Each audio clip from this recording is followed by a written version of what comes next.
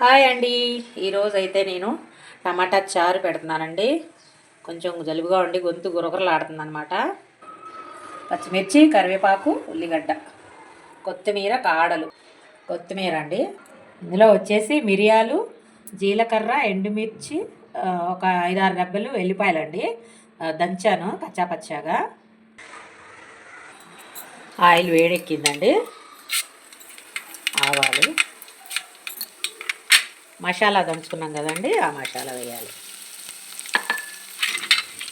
వెంటనే వేగిపోతాయండి. ఎండుమిరపకాయలు ఎక్కువ టైం పట్టదు. ఇప్పుడు వచ్చేసి ఉల్లిగడ్డ, పచ్చిమిర్చి, కరివేపాకు మధ్యలో కొంచెం కలపండి. మంచిగా ఉల్లిగడ్డలు పొరలుగా ఉడిపోయి బాగా కాలుతాయి అన్నమాట. కొంచెం తాలింపు వస్తే టమాటా స్మాష్ చేసుకున్నాం కదా, ముక్కలు కోసి అవి వేసేద్దామండి.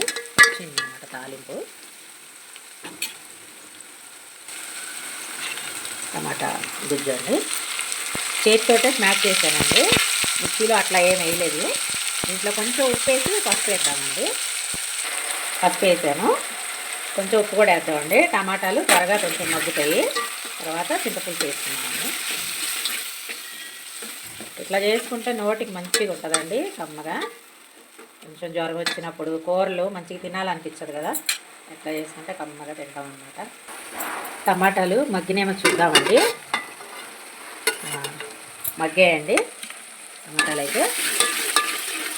చింతపులుసు వేద్దామండి.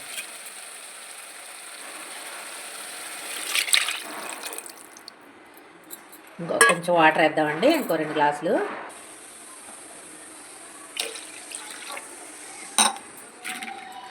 మిరపకాయలు వేసానండి. ఉప్పు కారం చూసుకొని కావాలంటే కొంచెం ఎర్రమిరపకాయ కారం వేద్దామండి. ఉప్పు కూడా చూసి వేసుకుందాం. మీరు మీ టేస్ట్ని బట్టి వేసుకోండి.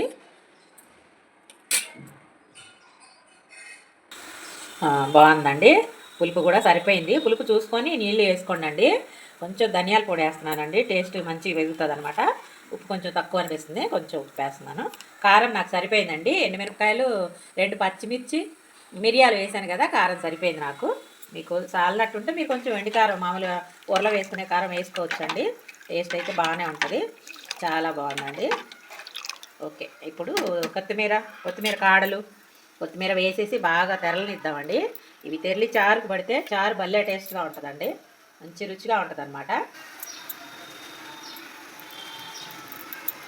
కొత్తిమీర ఎంత వేసినా కూడా బాగుంటుందండి, ఈ చారుకి అయితే మంచి టేస్ట్ వస్తుంది. ఇప్పుడు కొంచెం సేపు తెరలనిద్దామండి. తెల్లేసి ఈ ఫ్లేవర్స్ అన్నీ మంచిగా చారుకి పడతాయి, ఆ పులుపు కారము. ఓకే, నా ఛానల్ చూస్తున్నందుకు థ్యాంక్ యూ ఫ్రెండ్స్. సబ్స్క్రైబ్ చేయండి, లైక్ మాత్రం మర్చిపోకండి friends. Thank you so much అండి. చూసారా, చారు అలా తెరలాలండి. బాగా తెల్లితే ఆ ఫ్లేవర్స్ అన్నీ చారుకి మంచిగా పడతాయండి. ఇంకా 5 మినిట్స్ అలా తెల్లితే తర్వాత ఆపేద్దాము. Thank you. చారు అయిపోయిందండి, అన్నం తింటున్నాను. ఈరోజు అయితే చారేనండి, కూర ఏమీ వద్దు.